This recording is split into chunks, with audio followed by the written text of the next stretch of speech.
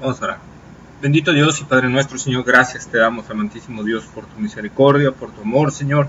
Gracias, Padre, porque, Señor, has permitido este momento para venir a estudiar tu palabra, venir a conocer, Señor, más de ti, más de tu gracia, más de la doctrina de Cristo, Señor, y ser fortalecidos en el hombre interior, Señor. Tu palabra es alimento para nosotros, Señor. Es la leche espiritual que nos nutre, Señor, y nos fortalece para nuestro crecimiento en Cristo Jesús, Señor. Padre, permite que tu Espíritu Santo tome esa palabra, Señor, y la lleve a nuestros corazones y la ponga en buena tierra, Señor, para que dé fruto para la gloria de tu nombre. Permite que este estudio sea de grande bendición a nuestras vidas, Señor, y ponemos en tus manos este estudio, Señor. Clamamos para que, Señor, produzca fruto para la gloria de tu nombre, Señor, y clamamos, Señor, por todas las cosas que se han levantado, Señor, en este andar, Señor, entre los que estamos aquí en el grupo y los que se quieren añadir, Señor. Clamamos para que tú obres, Señor, para que tú te manifiestes con poder, Señor, para que, Señor, en tu misericordia, Señor, tú no permitas que el diablo siga estorbando el avance de tu obra, Señor, sino que tú, Señor, te manifiestes con poder en todas las cosas, Señor, y permitas que tu nombre sea glorificado, Señor. Padre, en tus manos entregamos todo, ponemos en tus manos a Max, el hijo de Diana, Señor, para que en tu misericordia, Señor, tú permitas que él tenga una pronta convalecencia y se recupere rápidamente, Señor, y asimismo, Señor, tú permitas, Señor, que Diana se pueda recuperar también de todo este detalle emocional y demás, Señor. Gracias en el nombre de Jesús. Amén. Perdón, ya oré.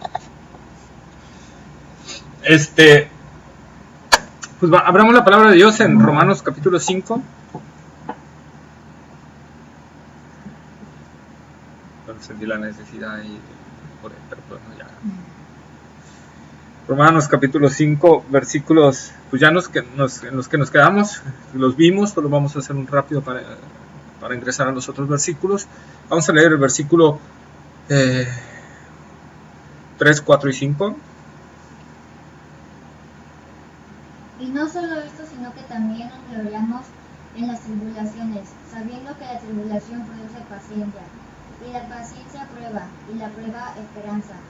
Y la esperanza no avergüenza, porque el amor de Dios ha sido derramado en nuestros corazones por el Espíritu Santo que nos fue dado. Amén. Entonces nosotros ya vimos eso, y nada más rápidamente acordémonos, que todas las tribulaciones y los momentos que pasemos, ¿verdad?, producen fruto en nuestra vida, que por eso el cristiano las pasa, ¿sí?, porque producen fruto de nosotros, pero tenemos que si en verdad hemos nacido de nuevo, si en verdad hemos nacido del Espíritu, ¿verdad? Dice la palabra de Dios que estamos firmes en esta gracia, que nada nos va a poder mover de esta gracia, ¿verdad? ¿Por qué? Porque está basada en la obra de Cristo en la cruz del Calvario, está basada en el sacrificio de Jesucristo y en su resurrección, ¿sí? Y además Dios nos ha dado garantías para eso. ¿Cuáles garantías nos ha dado Dios? Nos ha dado el Espíritu Santo. Dice Efesios, ¿verdad?, que el Espíritu Santo es el sello que Dios ha puesto dentro de nosotros. Y en aquel tiempo, en el tiempo de Pablo, el sello significaba propiedad. Cuando alguien iba a enviar un correo o iba a enviar mercancía o algo, le ponía algo y le ponía un sello. Como ¿sí? actualmente los animalitos, ¿no? Ándale, como el sello de los animalitos. Entonces simbolizaba propiedad de. Entonces, el Espíritu dentro de nosotros, porque la Escritura dice que cuando creímos fuimos sellados por el Espíritu Santo, el sello es el Espíritu Santo mismo. Entonces, esa es una garantía que Dios nos está dando, que somos propiedad de Él. Por eso Pablo dice en una de sus epístolas que el Espíritu mismo dice a nuestro espíritu de que somos hijos de Dios. Hay varios que me han preguntado, ¿cómo sé que soy un hijo de Dios? ¿Cómo sé que he nacido de nuevo? Porque el Espíritu Santo tiene que estar hablando a tu espíritu de que eres un hijo de Dios. Esa es una de las de los puntos que hay que tener en cuenta. Entonces, el Espíritu es uno. Dos, dice también que nos ha dado como las arras, ¿verdad? Al Espíritu Santo como las arras. Y eso, pues, acordémonos en el casamiento, que simbolizan las arras, ¿verdad? La promesa. Entonces, Dios nos ha dado esas garantías. Pero además de eso, tenemos muchos que vimos pasajes de la seguridad de la salvación, ¿verdad? Cuando Jesús en Juan capítulo 10, versículos 9 y 10, que dice Mi Padre que me las dio es mayor que todos y nadie las puede arrebatar de la mano de mi Padre. Por lo tanto, no, ni Satanás juntando a todos sus demonios, ni Satanás juntando a todos sus demonios, ¿verdad? Va a poder arrebatarnos, quitarnos del camino, va a poder zarandearnos, a lo mejor sí, si Dios te lo permite, ¿verdad? Pero lo que sí no va a poder es tumbarnos de la salvación, ¿verdad? Va a poder poner distractores. Por eso Pablo dice, no ignoremos las maquinaciones del enemigo, ¿sí? Porque Satanás va a poner distractores para que tú te distraigas en el camino de la salvación, para que tú te distraigas en el camino angosto y te pierdas de muchas bendiciones espirituales, ¿verdad? Y seas un instrumento no útil o un siervo inútil, que no sirve para nada, que lo tienen ahí nada más. En el Progreso del Peregrino de John Bunyan vemos varias veces estas figuras, ¿sí?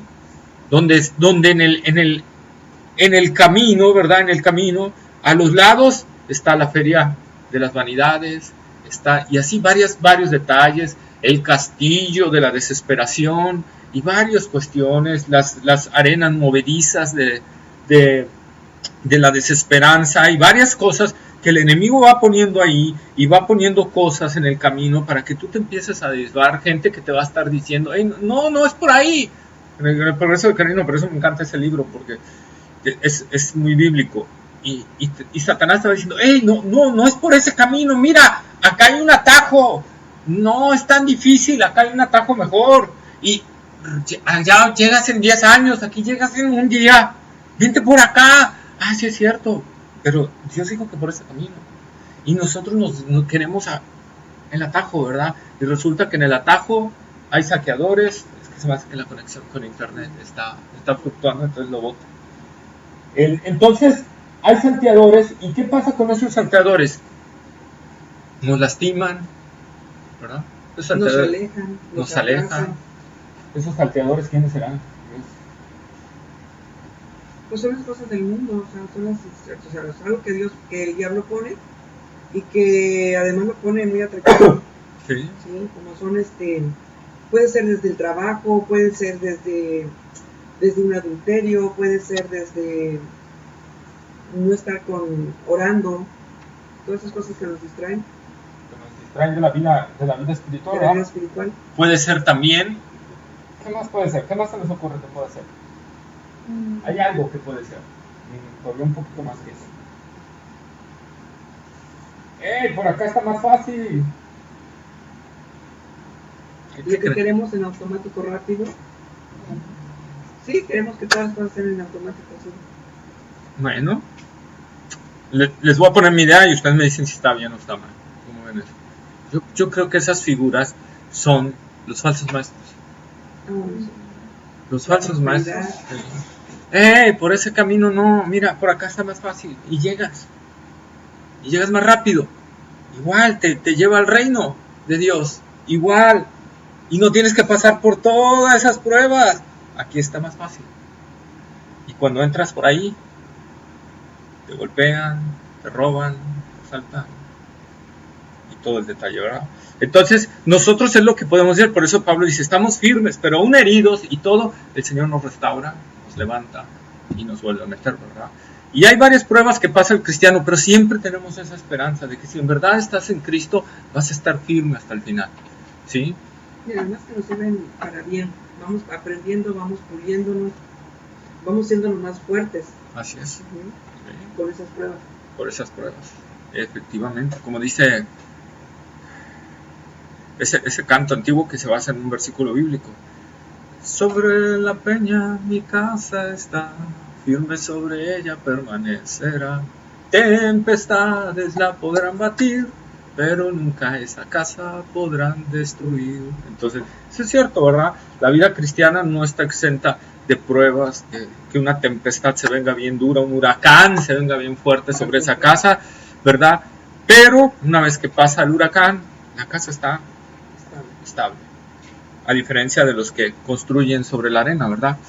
Fíjense, me estaban diciendo en el noticias, no voy a decir quién ni nada, pero Martínez de la Torre, ya hay más divorcios que casamientos. Esa es la estadística que estamos teniendo hoy en día. Y eso es lo que pasa cuando construimos sobre la arena. Sobre la arena de las religiones, sobre la arena de las filosofías humanas, sobre la arena de la alianza humana, pero cuando construimos sobre Cristo, el hogar permanece, ¿verdad? Y esta es la parte bonita, es cuando estamos firmes en el Señor. Y debemos de entender esa parte, ¿verdad? Que hay esa garantía del Señor. Por lo tanto, estamos firmes. Y dice la palabra del Señor que triunfamos sobre todas esas tribulaciones porque el amor de Dios ha sido derramado en nosotros. Porque en los momentos que estás en tribulación es cuando sientes, o solo yo, a lo mejor soy solo yo, ¿verdad? Pero es cuando sientes a veces que, como que Dios no me ama, o como que ya se me olvidó de mí, o como que, ¿verdad? Y todo eso. Pero de repente el amor de Dios que está en ti empieza a hablarte, a decirte que es el mismo Espíritu Santo morando dentro de ti, y te empieza a decir, yo estoy aquí, no te preocupes, yo te amo, ¿verdad?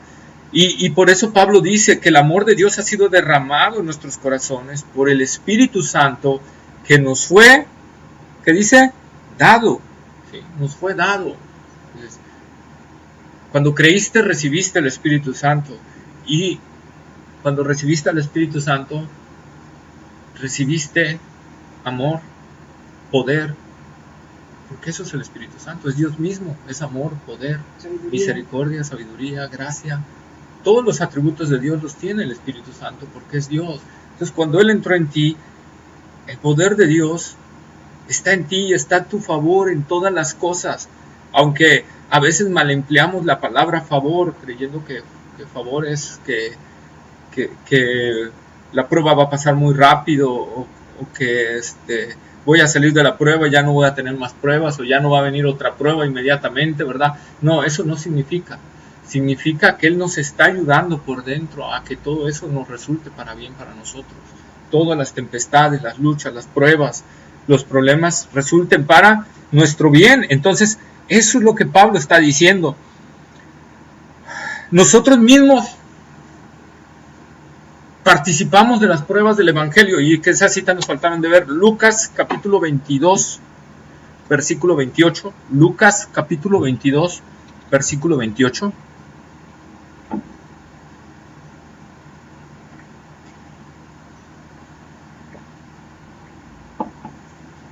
Dice, pero vosotros sois los que habéis permanecido conmigo en mis pruebas. Ahí está, ¿verdad? Y ahí está hablando a los discípulos, ¿verdad? Los discípulos, pero los discípulos son el representativo de la iglesia. Entonces Jesús les dijo, ustedes permanecieron conmigo en mis pruebas. Jesús traía multitud de discípulos. Jesús traía varios discípulos. Pero cuando vinieron las pruebas, muchos se apartaron. Entonces, los que estaban en ese momento con Jesús, ustedes estuvieron aquí en mis pruebas, participaron de mis aflicciones, de mis luchas. Primera de Pedro, capítulo 4, versículo 13.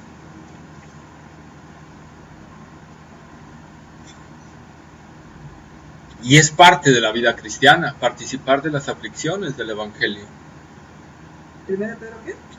Capítulo 4, versículo 13. Si no gozaos por cuanto sois participantes de los padecimientos de Cristo, para que también en la revelación de su gloria os gocéis con gran alegría. Entonces, es parte del no quiero utilizar esa palabra, soy fea, pero perdón. Es parte del show cristiano,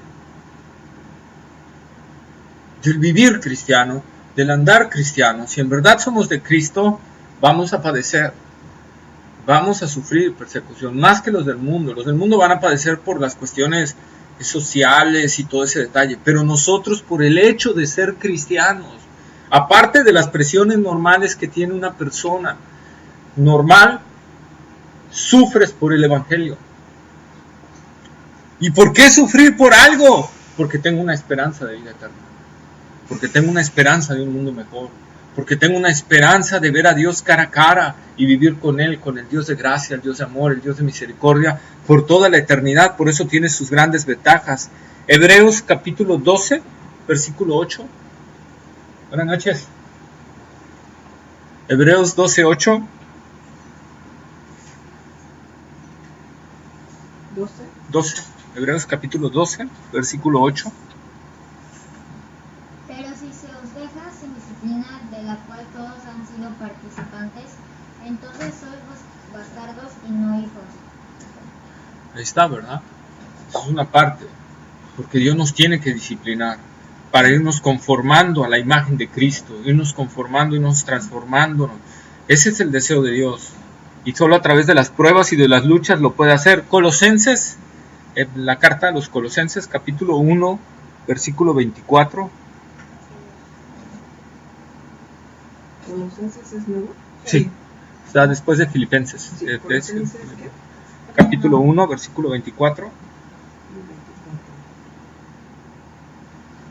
Ahora me gozo en lo que padezco por vosotros y cumplo en mi carne lo que falta de las aflicciones de Cristo por su cuerpo, que es la iglesia. Ahí está, ¿verdad? Entonces, Pablo diciendo eso, ¿verdad? Parte, lo que falta de las aflicciones, porque durante la vida cristiana siempre es parte de eso. Dios ya tiene contemplado todo eso, las aflicciones cristianas. Por eso encaja en este panorama las palabras del Señor Jesús, y eso es necesario. Por eso le hablaba bien claro cuando Él estaba aquí. ¿Quieres venir en pos de mí? Tienes que negarte a ti mismo, tienes que tomar tu cruz y tienes que seguirme. Si no cumples esas tres cuestiones, no me puedes seguir. No me sigas, porque el camino es difícil. Porque seguirme es difícil, les va a costar todo. Les puede costar todo, ¿verdad? Nosotros, como que Dios, y a lo mejor Dios nos ha dado un tiempo de paz, podríamos decir, a nosotros en Occidente, pero en cualquier momento eso se puede acabar. Recordemos a la iglesia, la primera iglesia, la iglesia apostólica, a la iglesia que nació en Jerusalén, los primeros cristianos de Jerusalén y los de Antioquía, y varios que empezaron a crecer ahí, ¿verdad? Y de repente se desata la persecución en Jerusalén, y los cristianos son despojados de sus casas, de sus tierras, de sus familias, de todo. Y tienen que perderlo todo por Cristo. Y de repente esa persecución se extiende porque Roma también empieza a odiar a los cristianos, y entonces empieza a perseguir a los cristianos porque el César empieza a decir que es Dios, y entonces no quiere que haya otro señor, ¿no? Y entonces empieza a perseguir a los cristianos, y la persecución se encrudece en el tiempo de Nerón, y el posterior a Nerón, luego Nerón, y luego el que le siguió, fueron muy crueles para el cristianismo, y llevaban a los cristianos al Coliseo Romano a ser comidos por leones, ¿no? Entonces nosotros podemos ver, y después de ahí viene la Inquisición, ¿verdad? La persecución de los cristianos por la Iglesia Católica, y nosotros podemos ver cuántos murieron quemados, torturados. He leído bastante sobre esa época, y estos hombres despiadados cada día perfeccionaban más los instrumentos de tortura para que las personas aguantaran más tiempo, no se murieran, pero fueran más duramente torturados. Entonces eso era nada más lo que buscaban para que pudieran renegar de la fe, ¿verdad? Y sin embargo los cristianos los verdaderos se mantenían firmes en el Señor, a pesar de que había tanto sufrimiento, dolor, ¿sí? Aparatos que los amarraban de las manos y de los pies y los empezaban a girar, y entonces les empezaban a arrancar las extremidades una por una, y era algo terrible. Y entonces todo eso, y le arrancaban una y decían, niega a Cristo. Y los cristianos verdaderos decían, no, los que eran medios convertidos decían, sí, ahí muere, yo hasta aquí llego, ¿verdad? Pero a los cristianos a veces les arrancaban los 4 y ahí morían, ¿no? Entonces esa era la parte que nosotros tenemos que ver. Por eso Jesús dijo, yo aquí no les estoy garantizando que no van a sufrir. Aquí van a sufrir, porque si a mí me maltrataron, si a mí me persiguieron, si a mí me crucificaron, ustedes también. Porque ¿qué odiaban en Jesús? La verdad. El hombre pecador odia la verdad. No le puedes hablar con la verdad, porque la va a odiar, la va a detestar, la va a aborrecer. No quieren la verdad. Entonces, eso es lo que estamos viendo hoy en día y eso es lo que el Espíritu Santo nos está hablando a nosotros. Y ahora entramos entonces a los otros versículos. Veamos Romanos capítulo 5, versículos 6 al 11. Diría Víctor, hija. Luego vas tú.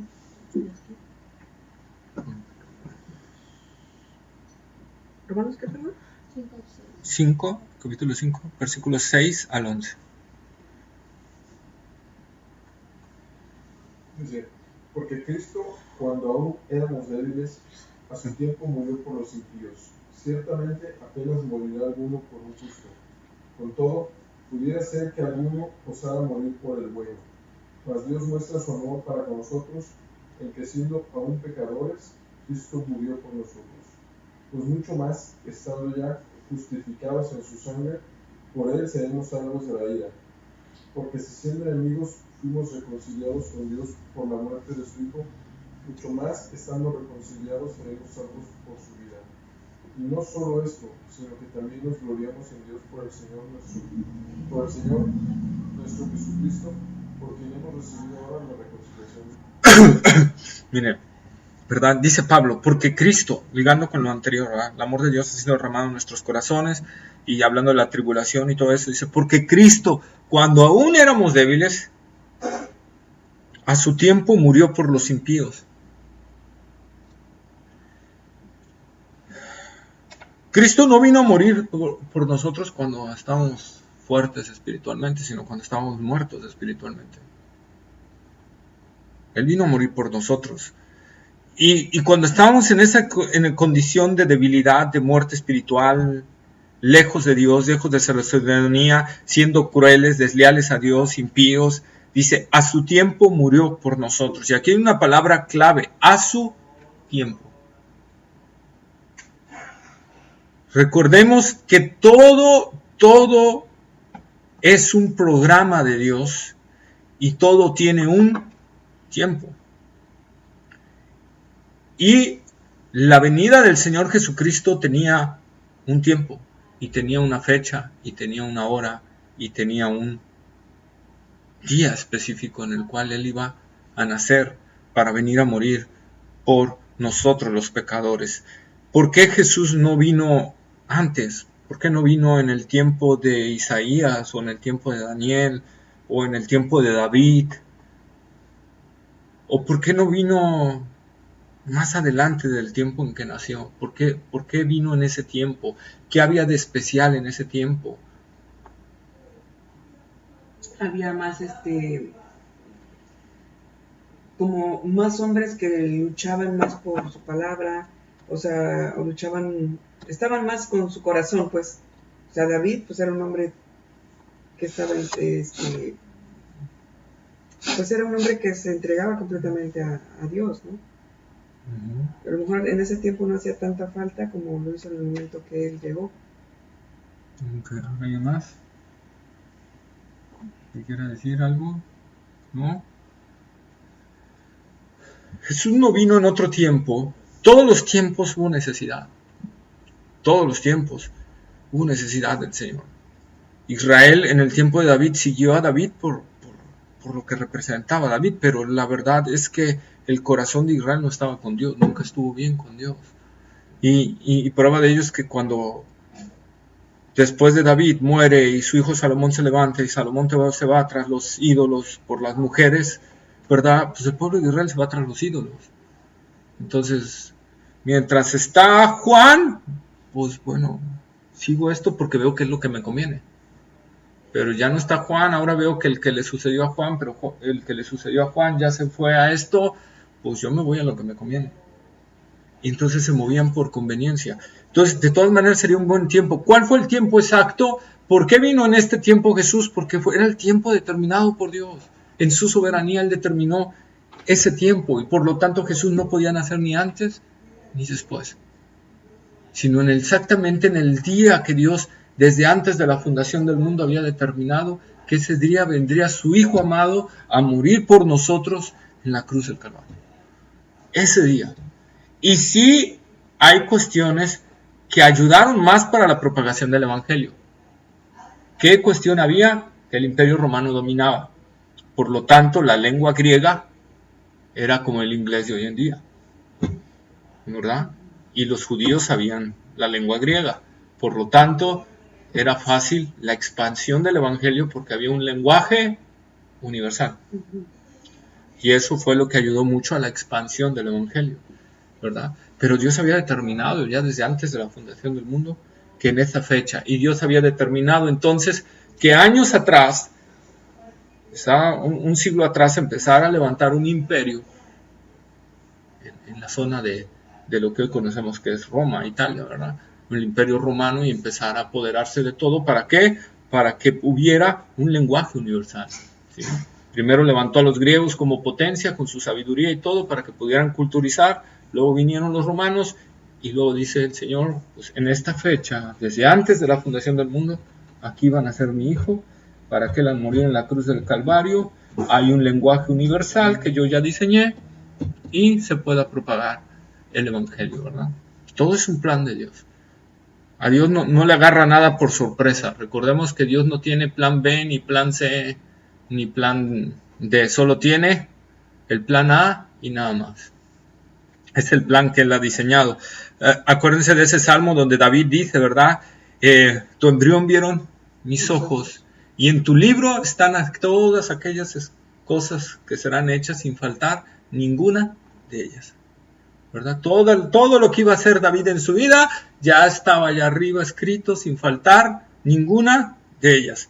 Y eso es lo glorioso que no alcanza a entender nuestro entendimiento, ¿verdad? Del plan de Dios, de todo lo que Dios tiene, ¿sí? Controlado, bajo su control, y que no hay nada.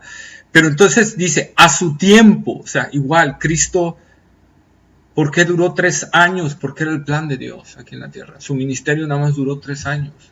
De la edad 30 de Jesús a la edad 33. Él muere de edad de 33 años cuando es crucificado. ¿Por qué fueron 3 años? Porque así lo planeó Dios, ¿verdad? Y tenía que morir en una cruz. No podía morir de otra manera. Por eso vemos que varias veces quisieron matar a Jesús a pedradas o empujarlo a un precipicio y no pudieron.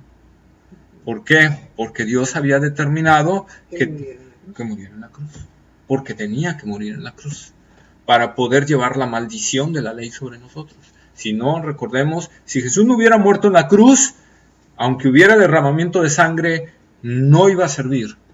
¿Por qué? Porque Él tenía que llevar la maldición de la ley sobre su vida.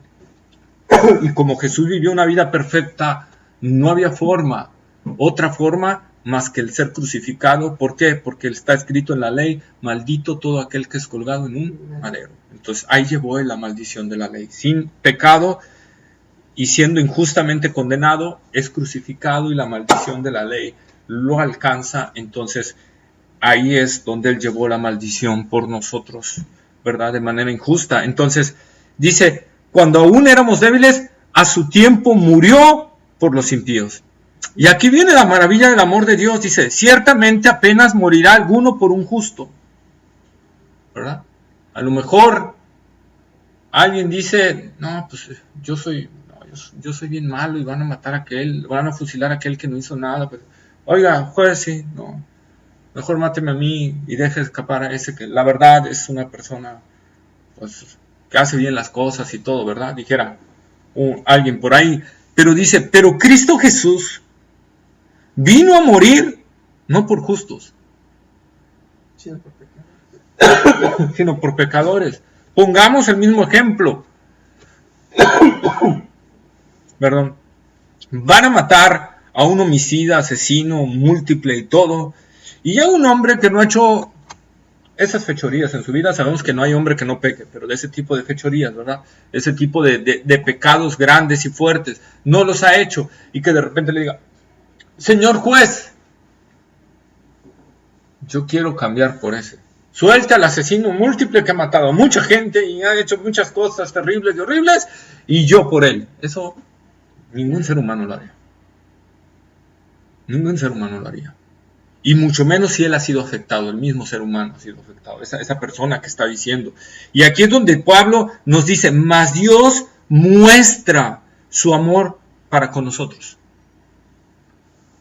como diciendo Pablo aquí a la iglesia de Roma otra vez, vean la gran manifestación del amor de Dios en que aún siendo nosotros enemigos, aún siendo impíos, aún siendo rebeldes, homicidas, mentirosos y varias cosas, Él mandó a morir a Cristo en la cruz del Calvario, por nosotros los pecadores, ¿verdad? El justo por los injustos para llevarnos a Dios.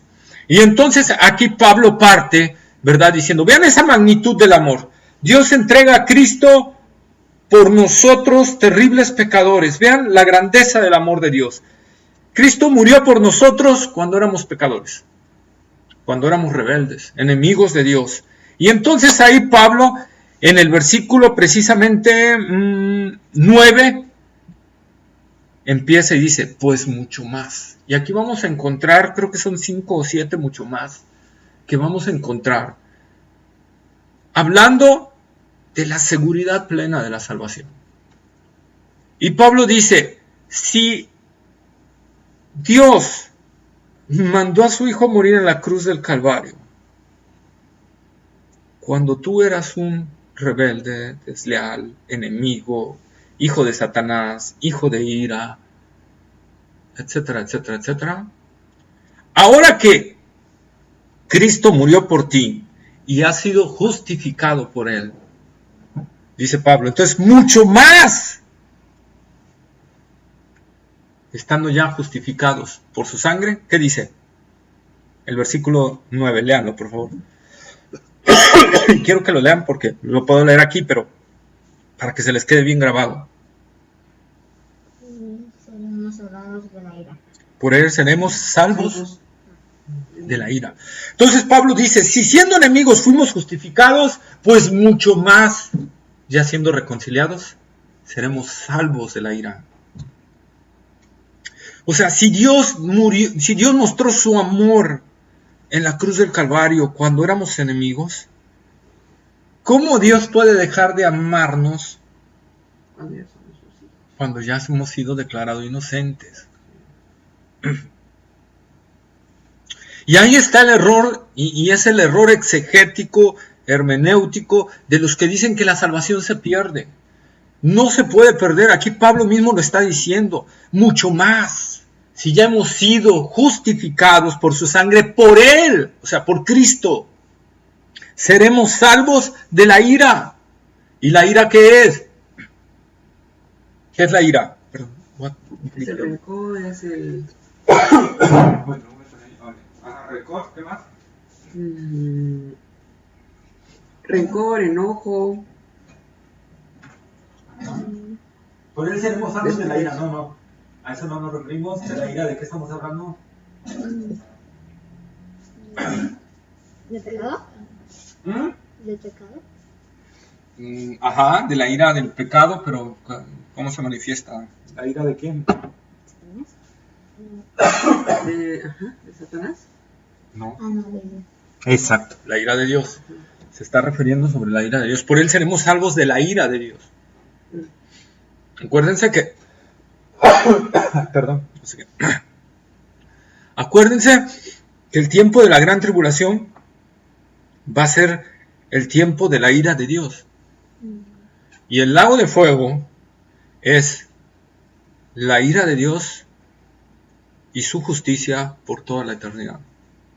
Por eso Pablo no está poniendo el día de ira, sino de la ira, porque está hablando tanto de la gran tribulación como de el lugar de condenación. Entonces por eso Pablo dice, por Él, por Cristo Jesús, seremos salvos de esa ira de Dios. Ya no podemos, si hemos nacido de nuevo, si en verdad hemos nacido de nuevo, si en verdad Cristo está en nosotros, ya no podemos probar la ira de Dios. Porque si ya fuimos declarados inocentes y ahora somos hijos, entonces mucho menos podemos participar de eso. O sea, el amor de Dios no va en decadencia. Si Dios nos amó siendo enemigos, mucho más siendo sus hijos. ¿Sí? Y es lo que Pablo dice en el versículo 10, porque si siendo enemigos fuimos reconciliados con Dios por la muerte de su Hijo, mucho más, otra vez dice Pablo, estando reconciliados, seremos salvos por su vida. Y ahí otra vez está afirmando otra vez Pablo con un mucho más la garantía que tenemos de esta salvación. La enorme garantía. Por eso Pablo dice mucho más. Si ya hemos sido reconciliados, si ya hemos sido justificados, no hay forma de que puedas caer porque ahora ya entraste a otro nivel. Antes tenías el nivel de enemigo de Dios. Hoy tienes el nivel de hijo de Dios. Juan capítulo 1 versículos 11 y 12, ¿qué dice?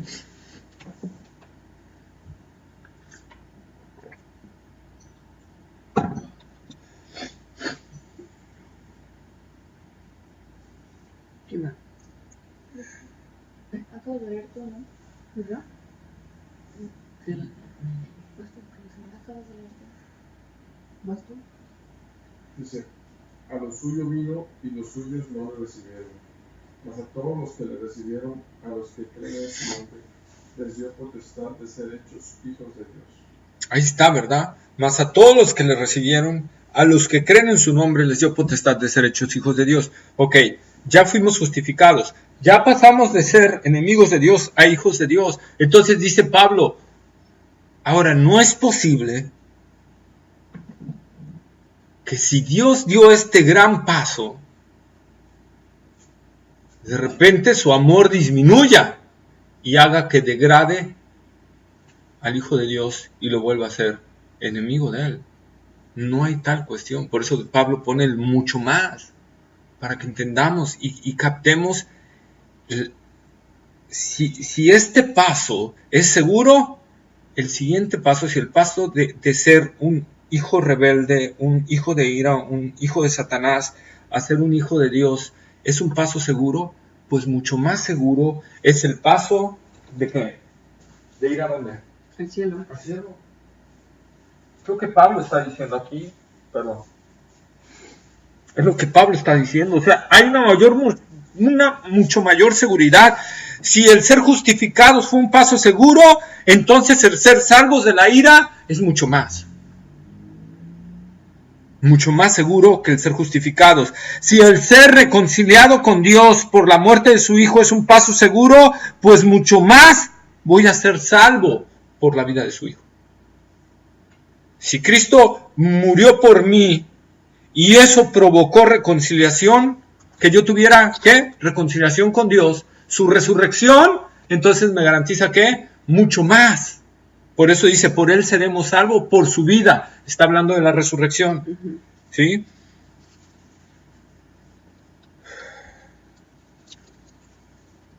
Porque si siendo enemigos fuimos reconciliados con Dios por la muerte de su Hijo, ¿cómo fui reconciliado? Por la cruz del Calvario.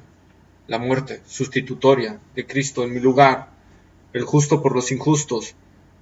Pero ¿cómo soy salvo realmente? Por la resurrección de Cristo. Entonces, Pablo dice, si a través de la muerte de Cristo yo fui reconciliado, entonces mucho más voy a ser salvos por la resurrección de Cristo. Por eso dice, por su vida, porque Él está vivo. Entonces, eso es mucho más que vienen en estos versículos. Es lo que Pablo quiere poner un énfasis para que entendamos la gran seguridad que tenemos ahora. Y que debemos de caminar ahora con esa gran seguridad de que nada ni nadie nos podrá arrebatar del amor de Dios. Nada ni nadie. Por eso, los cristianos, ¿verdad?, de la antigüedad podían sufrir todos esos martirios, todas esas cuestiones, todos esos despojos. ¿Por qué? Estaban plenamente seguros de que Dios no los iba a abandonar en medio de ese momento. Y hay pruebas de que muchos de ellos no murieron gritando de dolor, sino murieron cantando himnos a Dios. Murieron con gozo cuando los prendían en las hogueras vivos, ¿verdad? Les ponían madera seca y les prendían fuego. Ellos morían adorando a Dios en medio de los fuegos y el fuego ardiendo en ellos, y ellos estaban cantando a Dios, no gritando de ardor, sino estaban cantando a Dios. No dudo que sintieran algún dolor, pero el amor de Dios en ese momento era tan fuerte en ellos que superaba al dolor. ¿Sí? Que superaba al dolor. Es como, o a lo mejor estoy equivocado, doctora, corríjame si estoy equivocado, pero pienso que así funciona la anestesia. La anestesia no nulifica el dolor, sino que hace que los nervios o el sistema nervioso no lo detecten, o no sé, ¿no? Pero el dolor está ahí de todas maneras, ¿no? ¿O estoy equivocado? No, se supone que sí lo... Ah, sí lo nulifica. Sí lo nulifica. Ah, bueno. Aquí en el caso de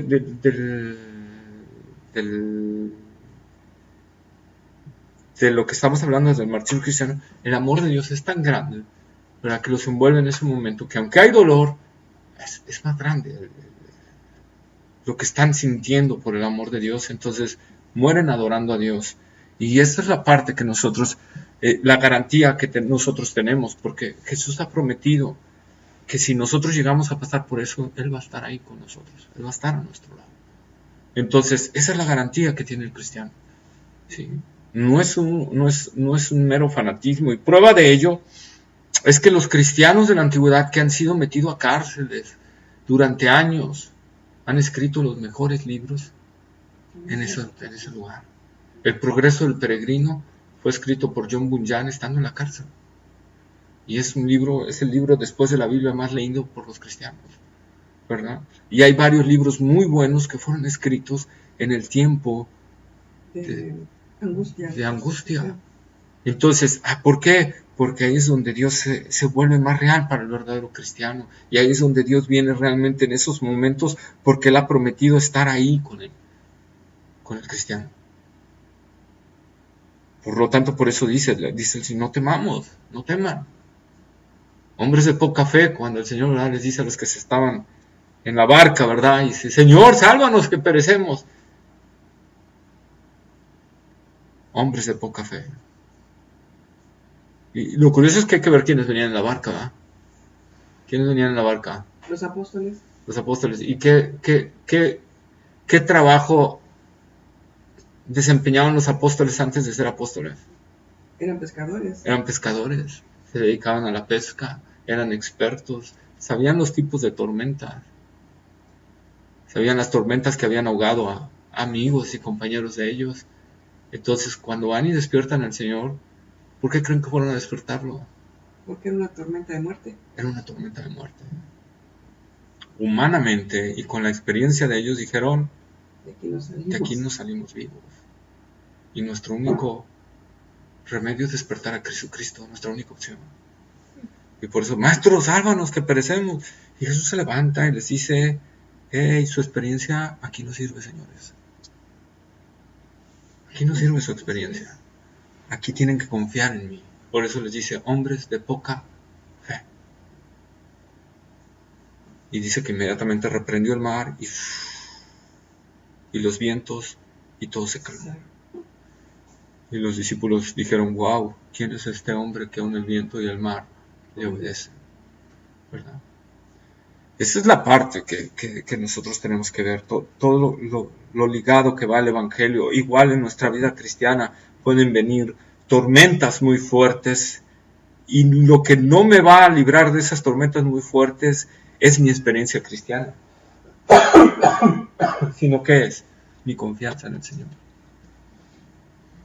Mi confianza en el Señor, que Él, aunque no se vea, Él está ahí.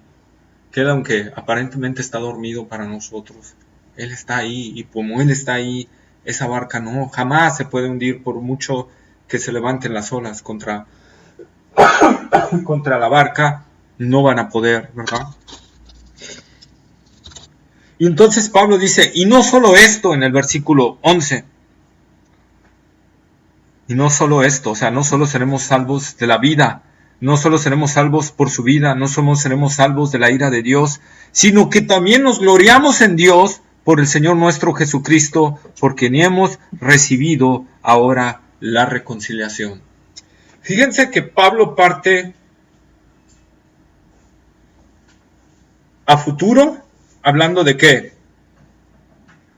Hablando de que vamos a ser salvos de la ira, porque la ira viene en un futuro, ya sea en la gran tribulación o ya sea en el lago de fuego y azufre. La ira viene en un futuro. Luego en el siguiente versículo Pablo dice, seremos salvos por su vida. Habla de, al final, cuando nosotros partamos de este mundo, tenemos la garantía de que vamos a salvación. Pero en nuestro tiempo presente, ¿qué es en lo que nos debemos de gloriar? Dice Pablo, nos debemos de gloriar en el Señor Jesucristo. Porque gracias a Él hemos recibido la salvación y todo lo anterior. Entonces, mi gozo no debe de estar en que voy a ser salvo de la ira.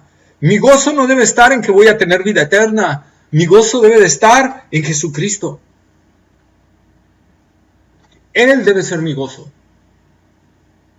Lo demás es consecuencia. Lo demás es consecuencia, así es.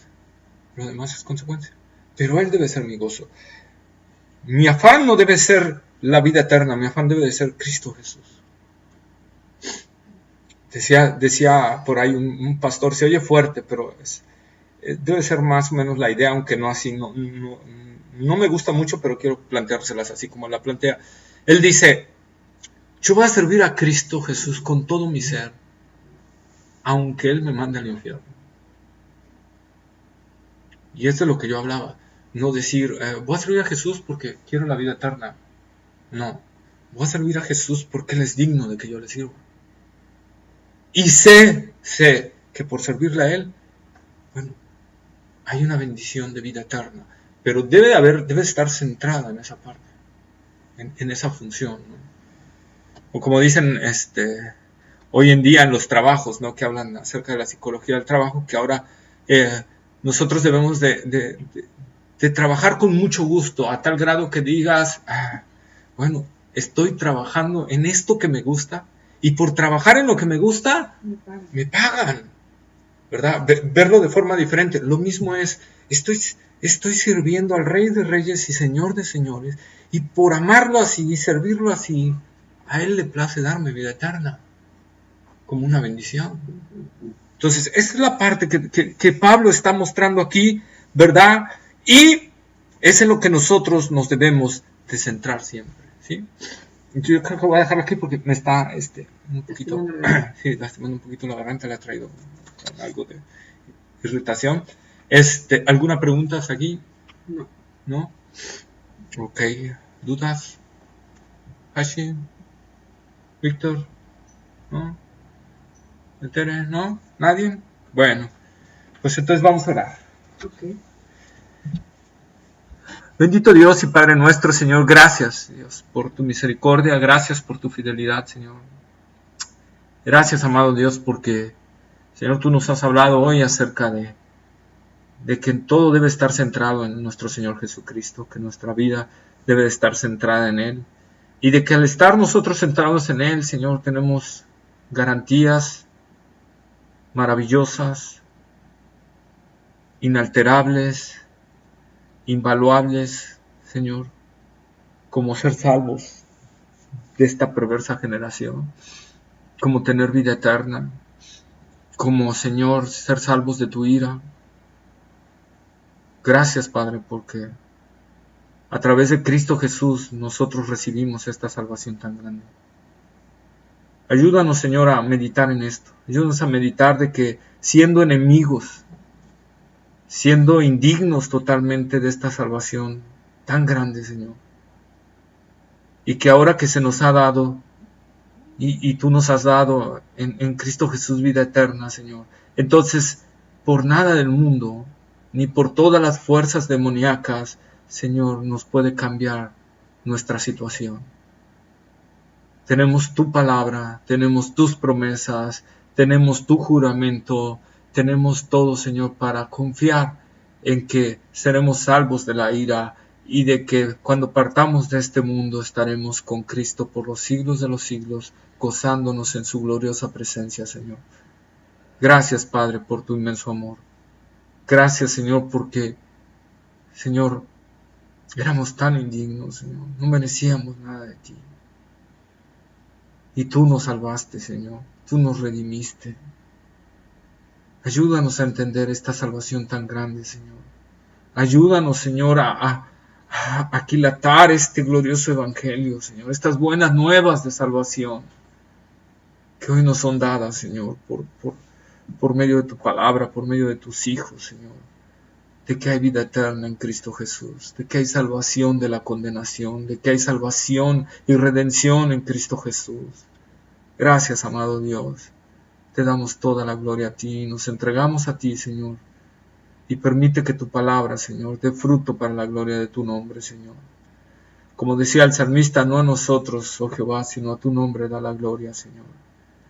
Y permite, Señor, que tu nombre sea glorificado a través de la predicación del Evangelio, Señor. Y que tu nombre sea exaltado a través de este estudio, Señor, por el internet y en cada uno de los corazones que están aquí, Señor, y en el mío también, Señor. Te ruego, Señor, que dé fruto este estudio y de bendición abundante para la gloria de Jesucristo. En el nombre de Jesús. Amén. Amén.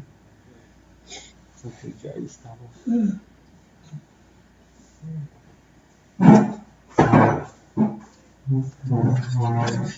Con esa clase.